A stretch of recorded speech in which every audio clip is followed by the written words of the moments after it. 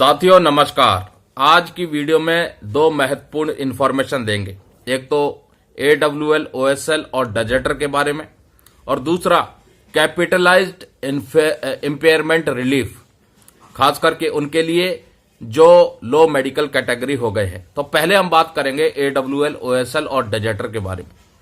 दोस्तों, अगर आप अपने सर्विस के दौरान OSL होते हैं यानी ओवर स्टेइंग लीव, यानी आप छुट्टी गए और जिस दिन रिपोर्ट करना था, वापस ड्यूटी ज्वाइन करनी थी, उस दिन आपने ड्यूटी ज्वाइन नहीं की और अपनी मर्जी से आप और भी ज्यादा दिन छुट्टी पर रहते हैं, तो वो ओवर स्टेइंग लीव यानी OSL गिनती होती है। वो OSL अगर 30 दिन कंटिन्यू हो गया तो फिर आपको भगोड़ा घोषित भी किया जा सकता है। 30 दिन होने के बाद आपकी यूनिट में डजेटर घोषित करने के लिए कोर्ट ऑफ इंक्वायरी होगी, और कोर्ट ऑफ इंक्वायरी में अगर आप गलत पाए गए तो आपको भगोड़ा भी घोषित किया जा सकता है। उसी तरह से AWL यानी एब्सेंट विदाउट लीव, यानी कि आपको छुट्टी नहीं दी और आप अपनी यूनिट से गायब हो गए और फिर मिलते नहीं हैं, उस केस में भी 29 दिन तक आप AWL रहेंगे, और जैसे ही 30 दिन पूरे हुए तो आपके डजेटर घोषित करने के लिए कार्रवाई स्टार्ट हो जाएगी।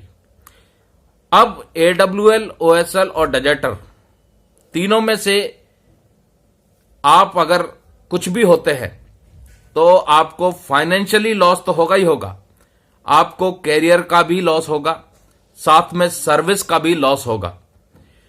अब मान लीजिए आपकी 15 साल सर्विस है और 15 साल टोटल सर्विस में आप 40 दिन या तो AWL है या OSL है या डजेटर है, तो वो 40 दिन आपके 15 साल में से माइनस हो जाएंगे और आपको 40 दिन एक्स्ट्रा सर्विस और करनी पड़ेगी एलिजिबल होने के लिए कि आपको सर्विस पेंशन मिले।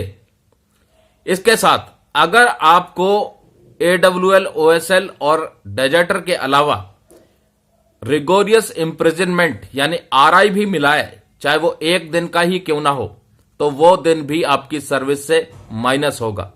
किसी को 2 दिन मिलता है, किसी को 7 दिन मिलता है, किसी को 15 दिन या किसी को 28 दिन या किसी को 89 डेज मैक्सिमम।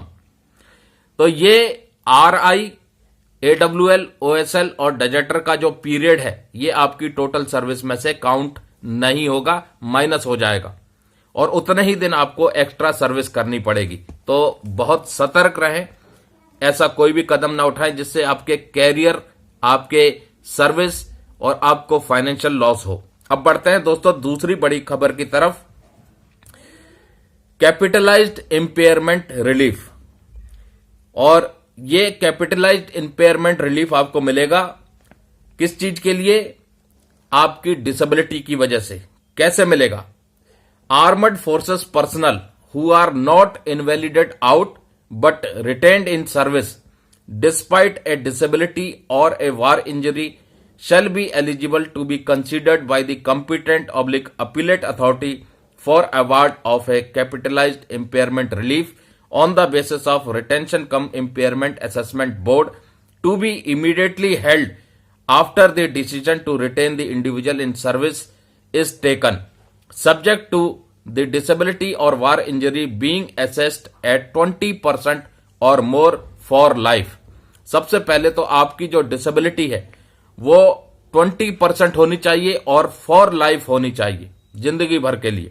दूसरा, आपकी डिसेबिलिटी है या वार इंजरी है वो तभी कंसीडर की जाएगी कैपिटलाइज्ड इम्पेयरमेंट रिलीफ के लिए जब आपको इनवैलिड आउट नहीं किया जाएगा और सर्विस में रिटेन किया जाएगा।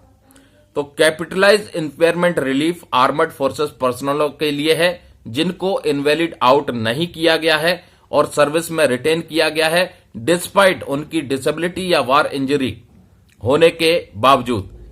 वो एलिजिबल तभी होंगे जब कॉम्पिटेंट या अपीलेट अथॉरिटी उनको अवार्ड देगी कैपिटलाइज्ड इम्पेयरमेंट रिलीफ की। किस बेस पर देगी? उनका रिटेंशन कम इम्पेयरमेंट असेसमेंट बोर्ड होगा, उसके बाद ही ये चीज उनको दी जाएगी। अब इम्पेयरमेंट रिलीफ कब मिलेगी? कंडीशन क्या है? सबसे पहली कंडीशन है कि वो जो डिसेबिलिटी है या वो वार इंजरी है वो फॉर लाइफ होनी चाहिए और कम से कम 20% होनी चाहिए। तो इस चीज का जो है आप ध्यान रखें। तो लो मेडिकल कैटेगरी हैं आप, नाना केस है, इनवैलिड पेंशन या डिसेबिलिटी पेंशन, AWL, OSL, डेजर्टर, जिस भी केस में आप हैं और अगर आपको उस चीज की जानकारी नहीं है, आप कुछ जानकारी लेना चाहते हैं तो इस नंबर पर कांटेक्ट कर सकते हैं आप सीधे मुझसे, और मैं आपकी जो भी क्वेरी होगी इन मामलों से संबंधित उनको दूर करने का पूरा प्रयास करूंगा।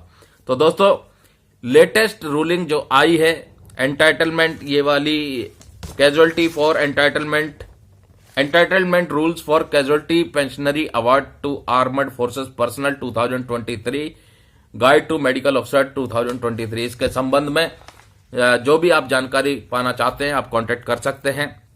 आपकी डिसेबिलिटी पेंशन से संबंधित है, आप इनवैलिड पेंशन से संबंधित कोई जानकारी लेना चाहते हैं तो आप इस नंबर पर कांटेक्ट जरूर करें। नमस्कार, जय हिंद, जय भारत दोस्तों।